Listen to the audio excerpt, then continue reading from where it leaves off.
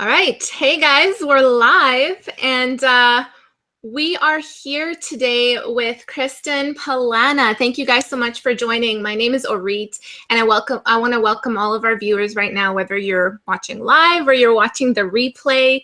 And today, in today's creative success story, we're going to be interviewing award-winning multimedia artist and educator and author Kristen Palana. And she's going to be sharing her wisdom with us on working as a freelancing artist or creative. Hello, Kristen. Hey there. Thanks for having me. Thank you so much for joining us. You're tuning in with us all the way from Myanmar, is that right? I am, yes, from the land of far, far away. What time is it there? It is 10 p.m. So we're 13 and a half hours apart, and yeah, but it's all good. It's fine. I'm a little bit sleepy, and you're a little bit sleepy, but we'll meet somewhere in the middle. Yeah, we were talking earlier, telling to each other, I hope I wake up, and we hope that Kristen stays awake. So it's all good. We'll make this work. Thank you again for giving your time to be here. We're gonna do a few little housekeeping rules before we go in, and then I'm also gonna do an introduction so you guys can get to know a little bit about Kristen. We are, because of the distance here, we really hope, guys, that the internet connection cooperates with us. So if Kristen gets off or gets kicked off for whatever reason, we're gonna try and get back on, but if not, we'll do a pre-recorded video and then share the link here with you guys so you guys can still learn more about, working as a freelancing artist and getting what you came here for. Thank you so much for joining us. You're tuning in with us all the way from Myanmar, is that right? Oh, there's a bit of a playback. Kristen, do you have anything playing on your side? 10 p.m. So we're 13 and a half hours apart. And, oh yeah, look at that. Sorry about that. That's okay. Okay, all set. I was hearing myself twice. The YouTube. So there's a bit of a delay. Awesome, great, thank you. Yeah, so just a note about the internet, and also Jewel is behind the scenes making sure that all of your questions get answered. So feel free to post your questions in the chat. That's the beautiful nature of doing a live video. We can answer your questions live, so make sure to post them there, and throughout the video we'll get to them. So Kristen, let's talk more about Kristen. Since 2000, Kristen has taught university students in North America, Europe, Africa, and Asia, and currently teaching at the American University of Myanmar, and is a former associate professor of digital media at the American University of Rome, where she co-founded and directed the film and digital media program there. And since 2014, she's been teaching over 35,000 students online in over 165 countries. Really a global world educator here. That's so cool. And her artwork has also been internationally exhibited and received a number of awards. So Kristen, thank you so much. It sounds like, we have a lot to learn from you. And I want to start off too by asking you, so can you tell us a little bit about your own freelancing experience and how you got started with that whole thing? Right. So actually it was one of my very first jobs. So I apologize because my first freelancing experiences had nothing to do with digital media. I was 12 and in junior high school, and I'm going to date myself, but this was like late 80s. Oh gosh. Anyway, so I was painting jeans for my school friends. So they wanted, and this is going to date me even more, but they wanted things like, maybe they wanted like Metallica, or if they liked the other kind of boy bands at the time, they wanted New Kids on the Block or something. I would paint their favorite bands and characters, sometimes a comic book, whatever's, on their jeans. And so I used to charge $20 if I did the front and the back of their jeans. I mean, these were crazy jeans completely full of artwork. Or if they just wanted like a pocket or one little thing, about $5. And I remember a friend of mine actually got angry with me. Why are you charging money? Because we're your friends. But in fact, I had to buy the paint at the art supply store, and it was not cheap. And actually, it took a lot of time. So that was my very, very first freelancing experience at the ripe old age of 12. And now I'm much more digital. I don't. I tend to work only on the computer now.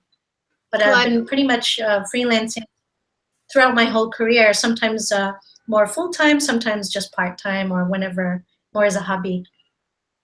That's great. And what kinds of work do you do now for clients, or whenever you can?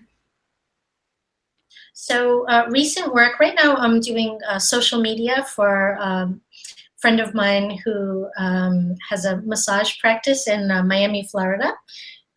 It's not actually the kind of work I normally do. It just was kind of like I wanted to help her out, and it's something that I do. So actually have you to thank for that, because of some of your courses on social media really informed some of the ways that I'm helping other people now.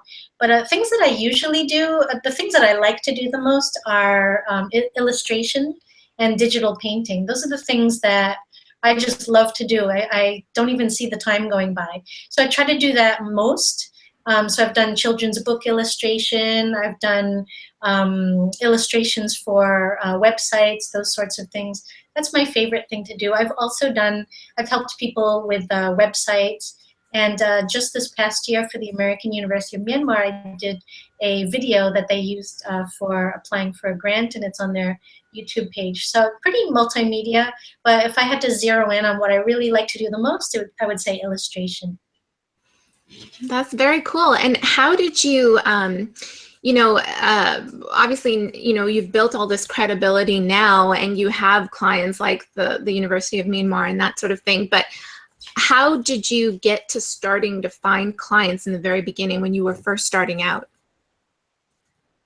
Well, if I go back to at least to around the time when I left American University of Rome and made my move to Myanmar, there was a period of uncertainty when I didn't know where I was moving to next.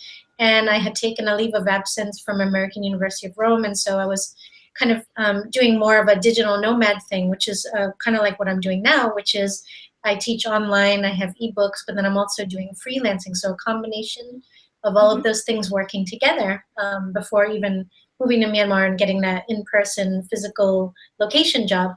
And so one thing that I did is I just started, hanging out with my friends online who were also teaching courses. It turned out, they really needed help with their course images, or they really needed help with their book covers. And I wasn't really looking for clients in this, I don't want to say desperate way, but when you're really worried about starting out, you tend to be very worried and you're really looking everywhere. It was more, it just kind of happened naturally. I just helped out my friends, and they then recommended me to their friends. And then before I knew it, I had people contacting me left and right. So it was really a word of mouth sort of thing, which is also, ironically, what happened in junior high school with the jeans business.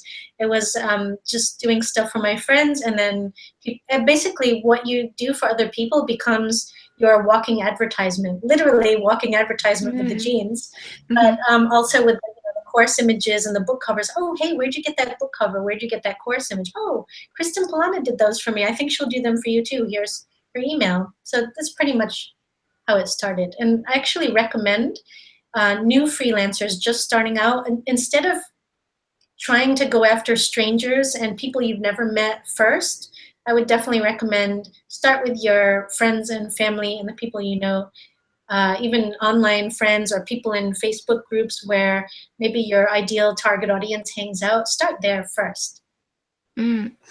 That's really interesting. Yeah. So when you say that, your friends got to know that you were doing this, and then they would kind of promote you naturally. Was there ever a disconnect with you between this is something that you do for fun, and then realizing that, maybe you can charge for this, and jumping into, making money from this? Was there ever I don't know if I should do this or not with you? I think that happened kind of early for me because I went to art school, when I was 18.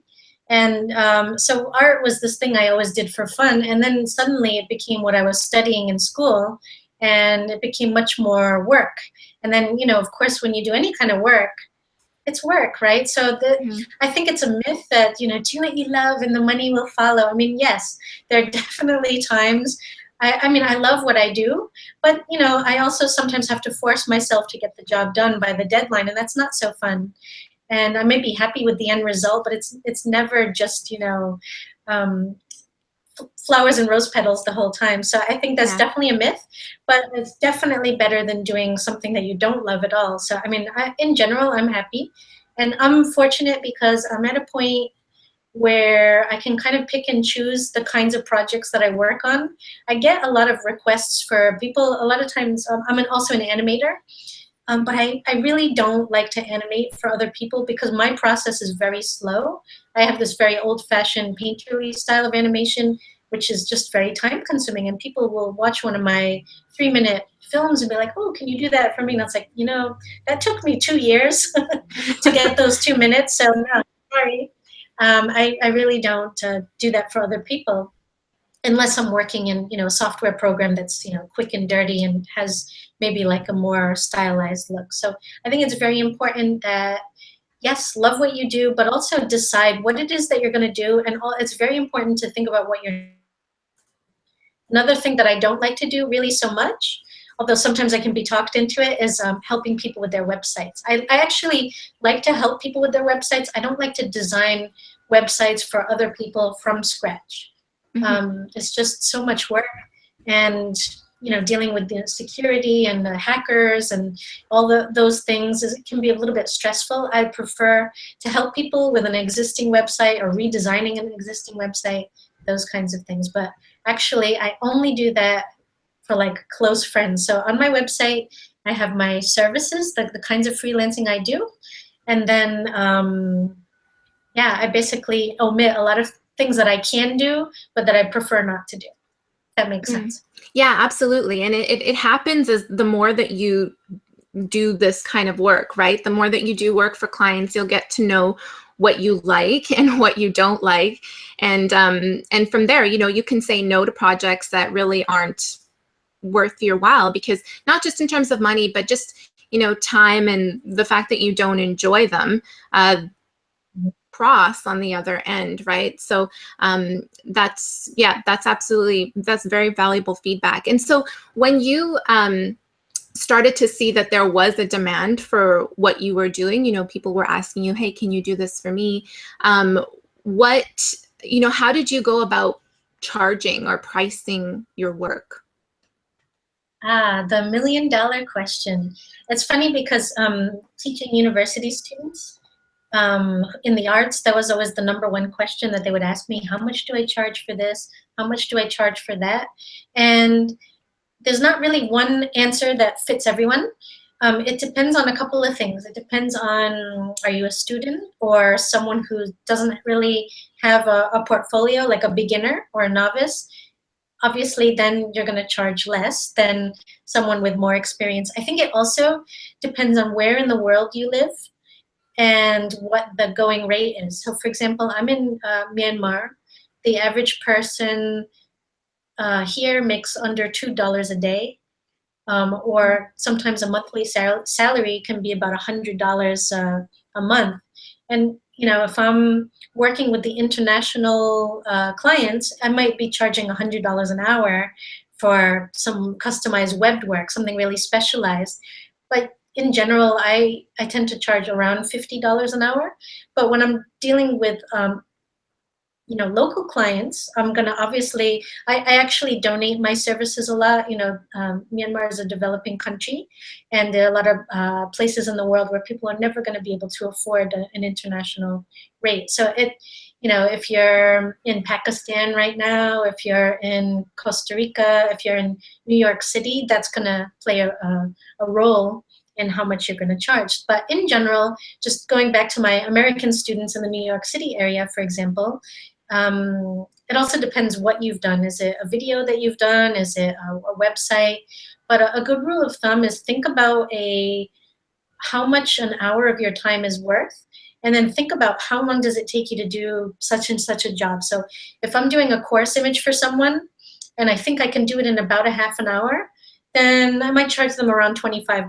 So again, you know, if I go by $50 an hour roughly, if I do an illustration for a children's book and it takes me 3 hours or 2 to 3 hours, I tend to charge around like $150, almost $200. Now I know people can get much cheaper illustrations on Fiverr and some of these websites. I have very strong opinions about Fiverr and some of these websites.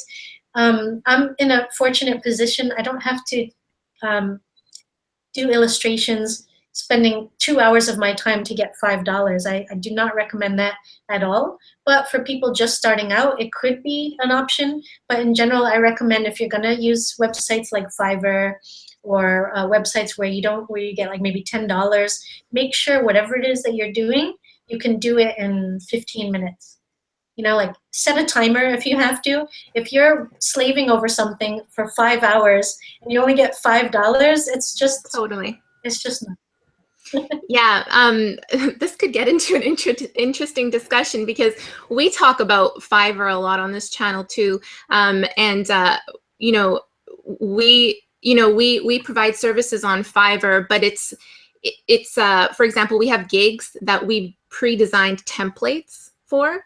And so when someone orders that, they can easily, you know, that's automated. They can get that template for the $5, right? If it goes into custom design work, then of course, right, we're going to be charging more. And in the very beginning, that's how we got started. One of the ways that we got started, I mean, like, you know, in terms of getting clients, because they already have traffic on their website. And so, you know, this is how you can start to build a bit of a client list. It might not be ultimately the kind of client list that you want to in the long run, but at least, you know, you can get your foot in the door, maybe get those testimonials and get your portfolio that way too. It kind of forces you to do that because you're working on deadlines, and then that's something that you could take forth and use elsewhere. So that's kind of, I don't know, you said you have strong opinions about Fiverr. Is that kind of, do you agree with what I've said, or is that something that you feel a bit differently about? I do. I agree exactly with what you said. So that's brilliant, first of all, that your main, you know, like $5 service is something that's automated or is, you know, something you can whip together rather quickly. And then you have the add-ons, right? So like you said, custom design work, you know, add $20, add $30, add whatever. So I think that's brilliant. And I think with sites like Fiverr, you have to be careful. A lot of people think with anything on the internet, if you build it, if you set it up, they will come. But as you know, as I know, that is not the case. So if you set up a blog, it doesn't mean like suddenly the whole of the internet is reading your blog. Yeah. Or if you create an online course, that the whole of the internet is suddenly enrolling in your online course. It's the same thing with Fiverr. It's actually the same thing across the board with crowdfunding, having your own business. You really have to start with yourself. I have a blog post about this, which I posted in the chat and the YouTube video, so if you want to find the link. Basically, the secret formula for success is starting with yourself. So you started by, hey, I'm going to do this service, and it's a pre-made template, and I'm going to set it up. And that's you believing in yourself that you have this thing, right? And then getting your friends and your family and acquaintances on board is next, right? So, hey, I've set up this Fiverr business. Will you come over and have a look and, you know, maybe do some gigs and maybe write me a testimonial? Get people that know you in there so you can show, like, look, this person is creating work and they have good reviews and people seem to get their stuff on time. That really all starts with people closest to you. Don't start, I mean, if you get a random stranger, great, but that rarely happens. That comes later, right? So once you have the social proof, then people you've never heard of will start to maybe click on you, and that's kind of how it all snowballs from there. So I agree very much with your approach. Cool. So what do you think then are the really important elements for someone to be able to get started? Like, do they need a website? Do they need testimonials, pieces of portfolio work? You know, what are those basics that someone needs to get started as a freelancer? I think the basics would be you have to really have a good idea of what it is that you're going to do, and to decide what it is that you're going to do, and maybe not focus on 20,000 things at the same time. but maybe just pick one. So if you're going to do freelance writing, then do that. Or if you're going to do illustrations, do that, or graphic design or websites, whatever. So you pick what it is that you're going to start with. It doesn't mean that you're only ever going to do that. And then I do recommend having a website, but not everybody feels comfortable making a website. But you know, you can get one fairly quickly, like a free WordPress blog or Squarespace.com. There's a lot of the drop templates. Mm-hmm. From Adobe. Those portfolio websites are pretty easy. You just go in, you put your work in there, and yeah, definitely. A lot of people make the mistake of putting everything that they've ever done in their portfolio. You should probably not do that, you know, including the mustard stained napkin from the cocktail party the night before that you doodled on should probably not go in your portfolio, but just your very, very best. Even if it's just 5 pieces, 5 to 12 pieces, you don't want to put in 30,000 pieces. And actually, for filmmakers, animators, putting in you know, your entire 2-hour documentary on your website, you may be using Vimeo Pro or something. I mean, maybe one person might watch the whole 2-hour thing, but better to do a demo reel of your very best work. So really try to be focused, show off what it is that you're good at. Get, you know, if it's your Uncle Jim, I have an Uncle Jim, actually. He's an ex-hippie folk singing uncle in the Boston area. He's awesome, very talented, and I've done his album covers. That was one of my first clients, and I worked for him for free because I love my Uncle Jim. He's just awesome. And so a lot of people will also ask me, is it okay to work for free? In general, no. But once in a while, yes, especially at the beginning, especially for family and friends, especially when you want your first clients and your first beautiful work and your first glowing reviews. It's all good. So yes. Mm-hmm. Yeah, it's you're, you know, in that case, if you're working for free, you're still getting something in return, right? It's not monetary value, but you're getting a piece of portfolio work or a testimonial. So it's you know, it's something that you can still use. So yeah, I think that's great advice. And what are some things, you know, that you've found other freelancers when they're first starting out? They, you know, maybe not mistakes, but just pitfalls or things that you would say to avoid because, you know, it could be a disrespect to yourself as a freelancer or to your clients. Any sort of pitfalls or mistakes or anything like that? Verbal contracts, when people say something and then don't put it in writing. And I've learned from my own mistakes with that. But also I've had a lot of students where they were promised something and then it didn't pan out and they didn't have anything in writing. So I know it sounds so boring to do invoices and so boring to do contracts, but there's some really good resources out there. I can put actually later another link in the YouTube. I put one there already. It's docracy.com. Is a really good website. If you type in docracy.com illustration contract, it basically gives you templates for contracts that you can use with clients, and it's great because you can, you know, set it all up. It's a legal document, and it spells everything out. Like, I'm going to do this work for you in this time period, and this is the payment, and this is how it's going to be paid out, and blah, blah, blah. And you just, you know, I used to be shy about these things. You know, nobody likes to talk about money, and I'm especially females. And I say that from my own experience, but even from my female students. Oh, they don't really want to bring it up, you know, and it's just, we're just conditioned to be nice. But yeah, you know, I got to get paid too, right? So it's very important to have all of those things spelled out up front. So having a potential client just agree to a contract before you begin any work. And then you can decide, are you going to do the work first and get paid later?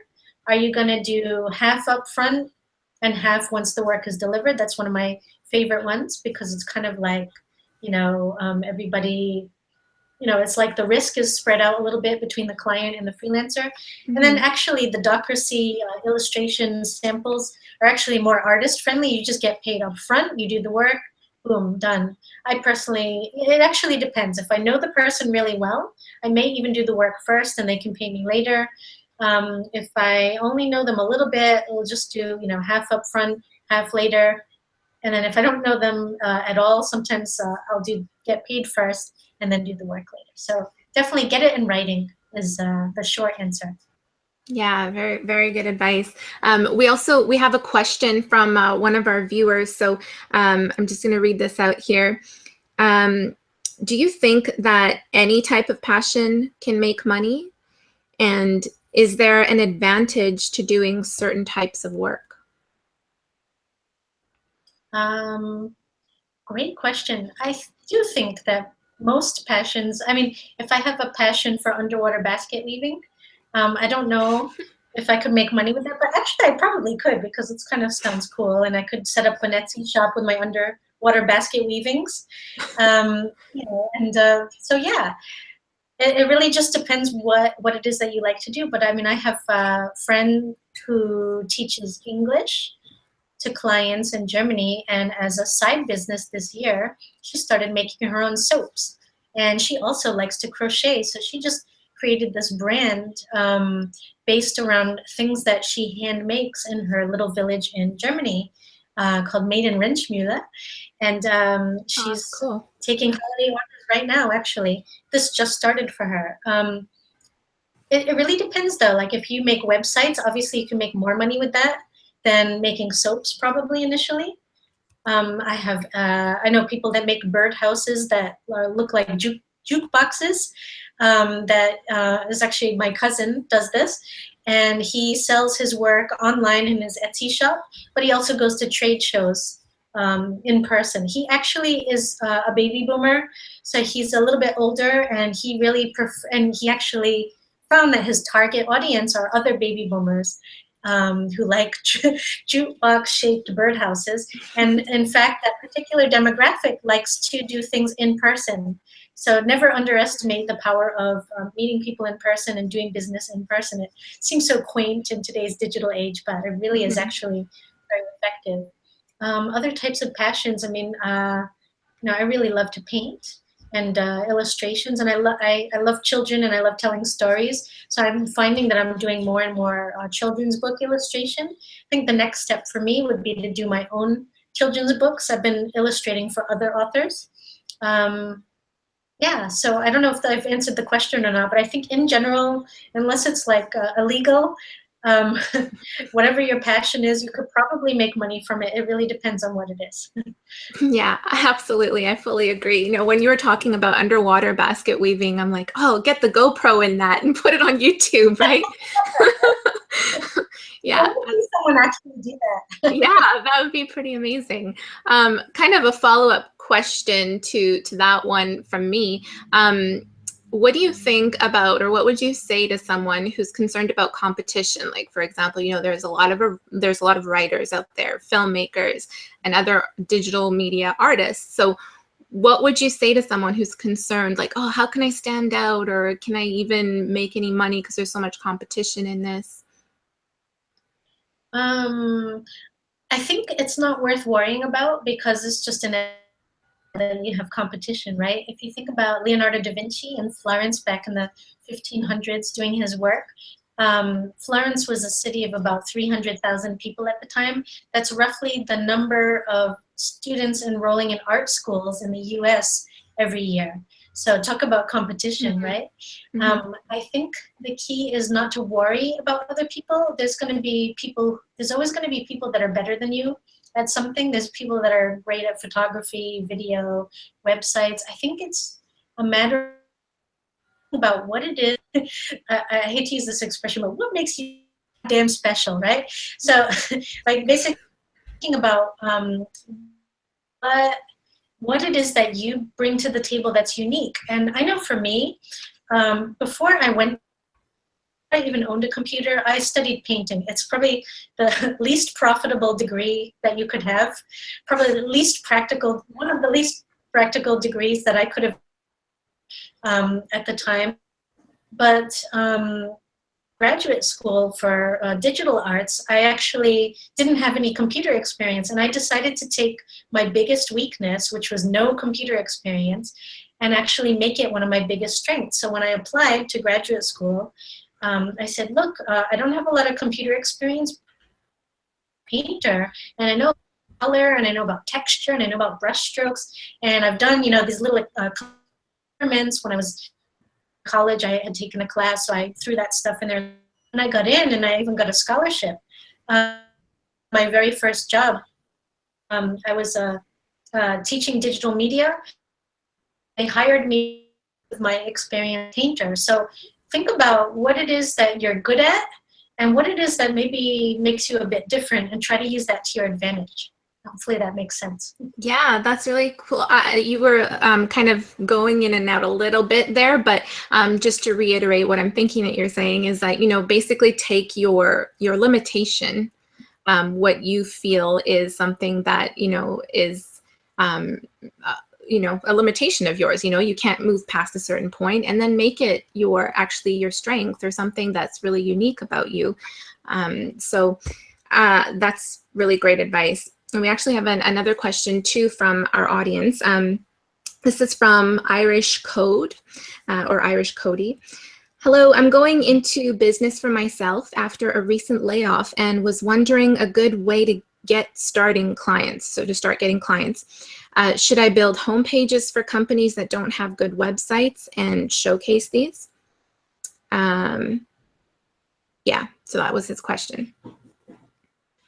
Okay, I got most of that. Can you just repeat the last part of that? Should I go into something websites? Should I build home pages for companies that don't have good websites and showcase these? Okay. I would ask, so I don't know if there's a way to type in a follow-up question there, but if that's, yeah, I mean, if that's something that you're good at already and that you want to do, it's definitely a great way to get. No shortage of people who need help. Sites. I think it's one of the best session-proof skills you can have, is just knowing websites and to make them look good, and to take that off other people's plates. There's a lot of entrepreneurs much rather on other things, worry about that. And I know many of them, and actually there are a lot of them here. Oh, Kristen, can you, sorry, can you repeat what you said there? You said there's a lot of them there, but we didn't hear what you said before that. Can you repeat that? Okay, yeah, I apologize, the internet's doing that funny thing, so I hope you can hear me. But basically there's websites, or knowing how to fix websites, is a really skill to have, especially if you've been laid off, or if the economy is going sour, because especially the way that we're so dependent on the internet right now, you will never have trouble finding people that need help. But the trick is where to look. So I would recommend maybe, I mean, everyone has their own medium. I like to use Facebook, and Facebook people, maybe groups, or that sort of thing. But just find out where people who are your ideal client hang out. So for example, it could be entrepreneurs, small businesses where resources really to having someone in-house do their website. And yeah, just basically, the trick is, obviously, don't go into the groups immediately, sell, but just go in there, maybe give good advice, help people out with their problems, maybe even freebie. I'm not saying, you know, devoting lots of your time, but you know, helping them out with something and not charging for it. And then they're going to come to you, and they're going to recommend you to their friends. So I'm not sure if I answered that correctly or not, because I'm not sure. You said Irish Code? Irish Code, yeah. Oh, Irish Code. No, I don't know if that's. I was just going to say, yeah, that definitely, you definitely did answer. I would also want to know more about what specifically they can offer, you know, their skills, or what they're looking to do. But yeah, Irish Code or Irish Cody, I think that it's really important to know who you want to service or who your audience is. If it is corporate clients, then find out where they hang out online. Usually bigger companies would, they already have a social media presence established, so they'll be on a few mediums. But in terms of creating a connection with someone, maybe it's for these particular clients would be maybe LinkedIn or Facebook. And once you start to build those connections, and that's what social media is all about, right? You got to really reach out to them, and then it's more of a conversation rather than you just posting, hey, look at me, I can build websites for you, I can help you do this.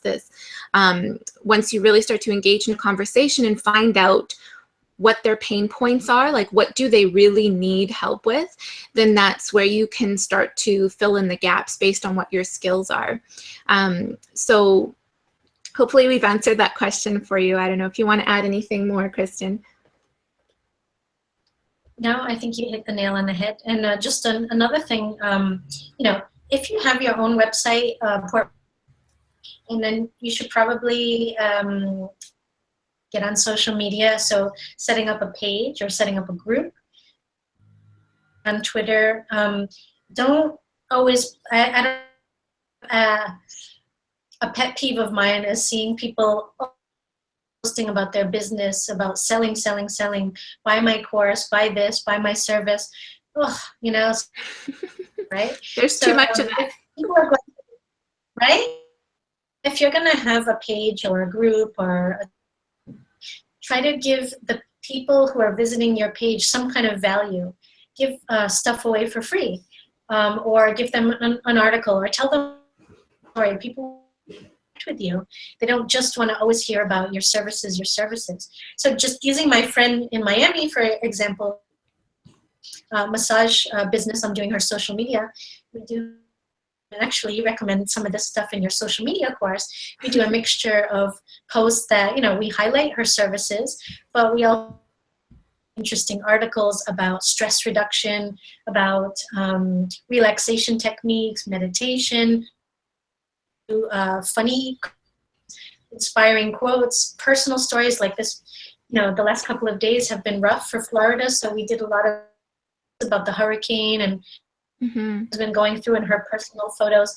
So those kinds of things give people, it seems counterintuitive, because I think when you're trying business, your instinct, sell, get the clients. But if you actually value to people and not ask for anything in return, that builds up trust, develop a relationship with you, and then it's just going to come naturally, more naturally, I should say.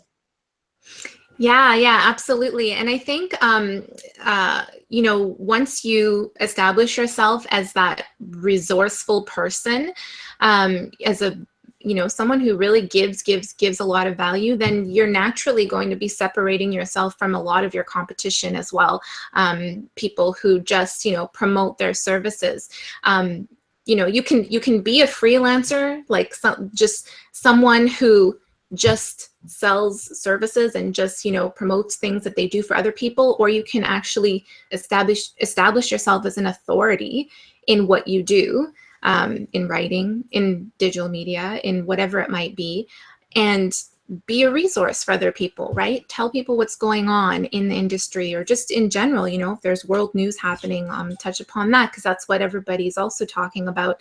And really find those places where you can be of value to other people, because when it does come time for them to get a new website, for them to need something illustrated or written or anything like that, then they're gonna remember you. They're gonna remember who you are and reach out to you. And when that does happen, make sure that you do have your link to your website or portfolio or where they can get in touch with you. Do you ever find that, Kristen, some people, when they're first starting out in freelancing, they're not promoting enough, they're not telling people enough that they do what they do? Yeah, I think a lot of artists tend to be introverts. And it doesn't always come naturally to be like, hey, look what I did, you know, and selling. People like to, you know, I think the dream, the secret dream, not so secret dream of every artist out there is that they can work in their studio all day long and just get lost in making their work, and magically the little, you know, dollar bills are flying down from the ceiling, and people are just coming in and buying the stuff right out of the studio. But you know, that doesn't happen, does it? So whether you're a painter and you need to go, you know, get your work in shows and galleries, or you're a digital artist, you need your work to be online, to a freelance writer, you need to have your work out there, at least samples of your work that people can get them excited about what you can do. I'm a big fan of asking clients to just write me a couple of lines of like a little testimonial if they were happy with their work, and then putting that work in my portfolio. I've been really bad.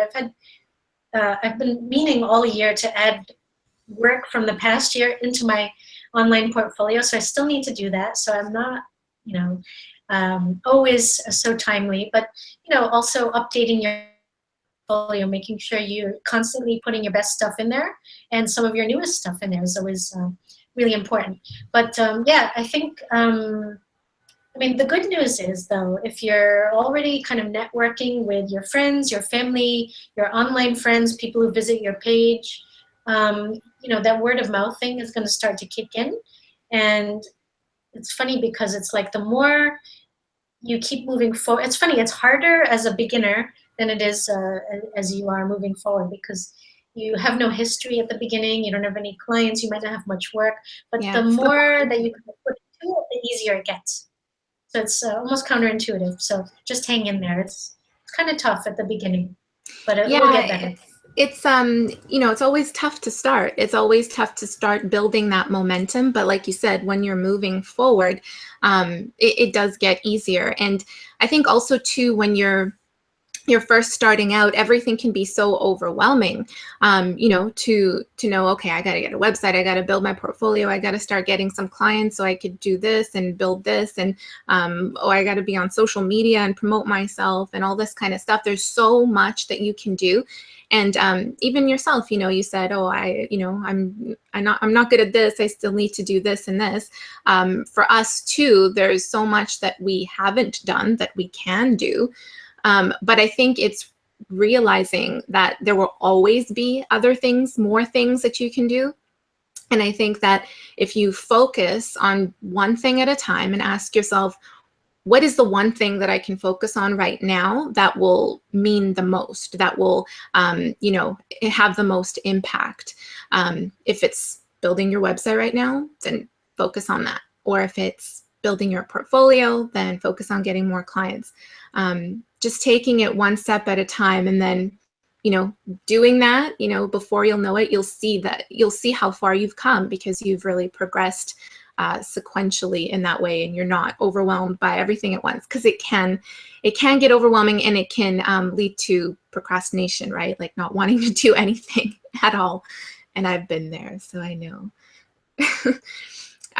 You just sorry, really quickly, I just wanted to say, you just reminded me of one of my favorite quotes.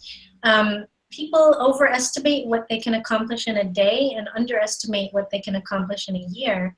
So I'm a big fan of steps and just doing little things every day. Even there's another quote, don't fuss over making one thing 1,000% better. Focus on making 1,000 things 1% better every day. So just, you know, fix this, fix that. You know, you'd be amazed at what you're going to have in 1 month, 2 months, 1 year. You're going to look back after you and be like, wow. You know, if you just kind of keep at it and do little things every day, especially with the website and all of that. Yeah, absolutely. We have another question too. Actually, a comment too from Irish Code. He was saying you answered the question perfectly. Thank you so much. He says, I'm in web development and could still understand what we were saying despite the internet connection problems. So you're very welcome. You're very welcome. And next question is, what would you say to people who have negative influences? So for example, family members who aren't supporting of what you do? Oh God, that's a great question. Mm-hmm. It depends. Do you live with them, or is it more, I mean, because I've kind of dealt with that as well as a, like going into the arts as a teenager and being around negative influences that are right there standing in front of you, versus when you're actually there and doing it, and suddenly those negative voices are however many miles away. So I suppose it depends on that. But in the end, I would say, it's your life. And obviously, listen to good advice. I mean, it may be that your loved ones are concerned and fearful, and they're worried. Maybe they're worried, oh, you're not going to make any money, or they might be worried, especially for people who are thinking about quitting their full-time job to go be a freelancer, things like that. These are legitimate concerns. So definitely don't completely ignore loved ones.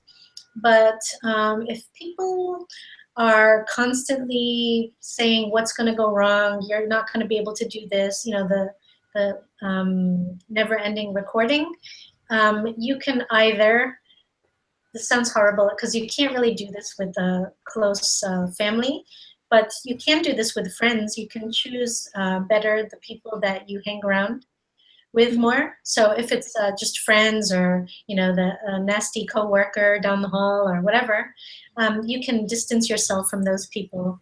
For close family members who may just have a bad negativity habit, it's a little bit more difficult, but you can also kind of protect yourself from them as well by living your own life. They say your best revenge is your own success.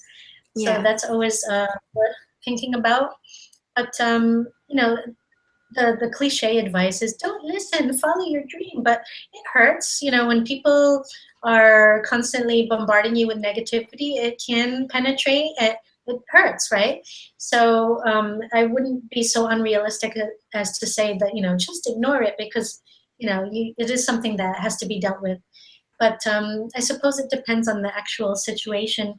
But that said, take concrete steps towards your goal. Don't just be like, oh, I'm going to be an artist, and then not actually take any actions. And maybe always have a plan B, especially if you're doing anything art related. We're pretty resilient folk, right? But you have to, when you don't live in a world where people are just throwing buckets of money at artists, right? Or teachers or anything. Wouldn't that be else. wonderful? It would be wonderful. And I mean, I guess there's like 1% where that happens. Like the one actor who, made it in Hollywood versus the 200,000 others still struggling. So it is a balance. Always have a plan B. And I recommend, like I didn't just freelance full time ever really in my life. I always kind of had other things going on. So just, have a plan B. Don't put all your eggs in one basket. Have other things going on. And if something isn't working so well, just shift your attention. Like for example, I'm in Myanmar. I teach in person, but I also teach online. I do my freelancing, and I have a number of things going on. So if the internet goes out tomorrow, let's hope that never happens. If let's say there's a crazy solar flare that knocks out the internet for the next 2 months, I'll have other things going on that I won't lose my only source of income. So I hope that answered the question somewhat. Yeah, absolutely. I think also too, what helps in that is having the belief in yourself, because when you are up against all of that negativity, if you have a strong belief that you're loving what you do, you love doing this work for other people, and you believe that you can make money and succeed doing this, then that is kind of like your shield and armor against that negativity, and that comes with building success. So like Kristen said, start small and progress small. Every single thing counts as a success. Every win counts. Getting that first client, building a solid portfolio, getting an amazing review, everything like that is a win. And it's all of that happens because of what you put out there. So the more you do that, the more resilience you're building in yourself to stand up against that negativity. Kristen, we have about 10 minutes left, so I wanted to actually ask one more question, and then we can see if there's any more questions from our audience, and then wrap it up.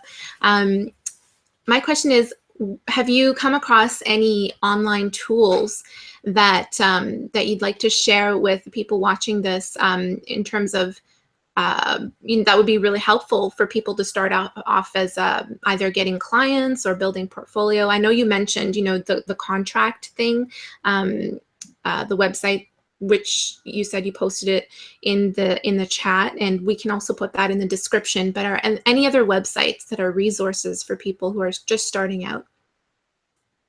Yes, very quickly, just before I do that, I just wanted to very quickly for the other question, one very crucial thing is get a support group of your peers, so like other artists, because I just wanted to say this, we all have our bad days as artists. We all make work that just sucks sometimes. Yeah. And that's totally normal, and you're going to have good days and bad days. But if you're, maybe you're like in an artist group where you give each other constructive feedback. It could be in person. We used to do that in art school, but you can also do that online as well. So I would just also mention that. But now getting to your great point. Tools. So I think actually, it sounds actually goes back to the support group thing, is finding groups of like minds, maybe on Facebook groups, so other entrepreneurs, other freelancers, making friends with them, talking to them daily. I've made some of my best friends from like a Udemy women's group from like 2014, 2015 when I was starting out. Now I've met some of these people in person. And so never underestimate the power of having a great support group out there. So that could be Facebook groups, LinkedIn groups, wherever you like to hang out online. Could be like Twitter. Twitter, not so much, but yeah, you get the idea. But as far as other tools go, like I said before, Docracy.com is great for online contracts. Anax, I put these links in the YouTube chat, in the chat there, that we can also put in the description. Anax, AYNAX.com is really good at invoices. So like once you've finished a project, you put it in Anax, and it keeps track of everything. So, the T word, doing your taxes, which is something nobody wants to talk about, but, having to basically itemize all the work that you've done over the year. Anax makes it so easy because it just has a list of all your clients and how much money each person paid. So it makes it really easy to track who's paid you, who still owes you. It sends an email. It's very professional looking. So I'm a big fan of those two tools in particular, but there are others. Those are just the two that I use. What else? It's like Fiverr are great places to start. One of the first ones I went on was called freelancer.com. I'm not really such a big fan of it though, because it's one of those websites where it's very client focused. So like someone will say, I need a logo. And then they expect artists to actually draw this person a logo for free. And then they're supposed to pick, like, let's say 50 people submit a logo. They're supposed to then pick the one that they like. And then that one person gets paid. That's ridiculous. I'm sorry. So I would stay away. I would avoid those kind of websites like the plague. Sorry, freelancer.com. If you've, please prove me wrong. If you have done awesome business on a website like that, just, it would be great if you put in your comments to say how it worked for you. But I find in general, those kinds of websites tend to exploit people, artists. Other things, I guess I would just say this isn't not a tool, this is just common sense, and that is just avoid being exploited. A lot of my students, and even when I was a student, had to deal with the idea of like the art contest. Like, hey, make a video for our product and we might feature you on our website. Like, ooh, who cares, right? Or like some sort of like bogus promise of exposure. Oh, it'll be good for your portfolio if you do this for me. We don't ask dentists to do dental work for free, or farmers to grow tomatoes for free, but somehow it's okay to ask artists to make stuff for free. And I never quite understood that. So I'm always yelling at my students not to be exploited. It's another thing entirely, though. I'm actually a big fan of the website idealist.org. You'll find a lot of nonprofit organizations, aid organizations, and charities who would love your help. So they might need help with like a website, logos, or whatever. That could be a really great way to build up your portfolio, and you're like making the world a better place at the same time. So if you don't have an Uncle Jim or family member who's going to pay you to make a video for them, you might want to do it for a nonprofit organization. You can kind of feel good about it, like you're creating this awesome thing for your portfolio, but you're actually getting a real world client, and if they end up using it, it's just a win-win for everybody. So hopefully that's that great. Yeah, some great resources. Someone asked what are resources that I would share as well. Definitely sites like Fiverr and Upwork.com. Upwork is also, it's a place where freelancers are connected with clients, and in terms of what is being offered, it could be anything. So everything from virtual assistant work to writing blog posts to social media marketing to designing logos, designing t-shirts, designing all kinds of things, illustration, everything. So, and the reason why I think Upwork is a good resource is because it protects freelancers. So you won't, you have a contract online with your clients, and everything is stated up front, so expectations. Your client knows what you expect as well, and then all of the money goes into escrow first, so the client already puts in that money and gets paid, and once you deliver the work and everything's good, then the money gets paid to you. So it protects both parties, and I think it's also a great resource too in terms of building your portfolio or getting those first few clients, putting yourself out there, getting testimonials, because you do have to use sites like that. Well, I mean, this is speaking from our experience. I think that why not leverage off of websites that already have who your clients are on there already, so it already has the traffic.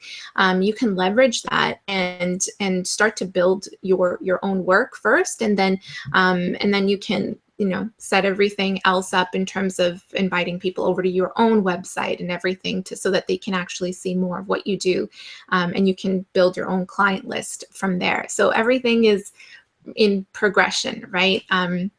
So I think those sites, yeah, and I think I also have a resource for you guys. Kristen has a great course on Udemy. She has an online course. It's a master class for freelancing for artists and creatives, and she talks about all of the stuff that, more of what we've covered from this video, but all the stuff in this video and in more detail in her course. So I put that link down in the description below. Definitely check it out. When you click on that, you'll see her curriculum. You'll see what videos you can expect to learn more from, and then and definitely check it out. You're offering a discount for our viewers, right, Kristen? Yep. I believe you can get it for $10. That's awesome. That's really great. How much is a course normally? I think it's I can't remember. I think it's about $105 normally. Okay, that's wonderful. Thank you so much for providing that. Well, I love the work that you do, and I think that you provide a great service. So I gave the highest discount I could possibly give on that course. So yeah. I also have, you can also have a look at some of the free lectures on there. And I have a couple, I think, on my YouTube channel, which you can get to through my website. So I also have some blog posts on freelancing as well. So you don't have to necessarily spend money to get advice, but if you want the full masterclass, then it's available. That's wonderful. Thank you so much. Her website as well is down in the description below, guys, so you can check that out and also connect with her on YouTube and elsewhere. Kristen, thank you so much for your time. This has been great value. And guys, feel free to post more questions in the comments. If it's not something that I can answer, I'll pass it on to Kristen, and we'll get some answers for you. All right, guys. Well, thank you so much for watching. And Kristen, thanks for joining us. We'll see you guys in the next one. Bye. Bye.